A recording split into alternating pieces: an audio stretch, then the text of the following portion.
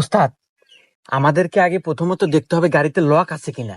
যদি গাড়ির ঘাড়ে লক থাকে তাহলে ওটা ঘুরি দিয়ে ভাঙতে হবে। আচ্ছা, তারপর তারপর তারপরে এখানে দেখা যাচ্ছে যে মিটার থেকে নেগেটিভ পজিটিভ দুইটা তার গেছে। ওই দুইটা তার আমাদেরকে এক করে দিতে হবে, তাইলে গাড়ি স্টার্ট নেবে। তারপর তারপর আরে ওস্তাদ, তারপর আবার কি? ভিডিও শেষ আর তারপর গাড়ি স্টার্ট নিলি, গাড়ি আমাকে রে, এটুকুও কি বোঝেন না?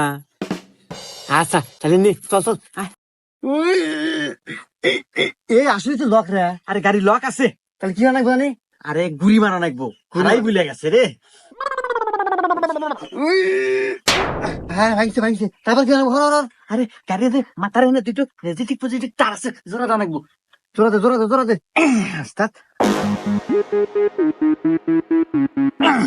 ওস্তাদ বলছি গাড়ি তো স্টার্ট নেয় না।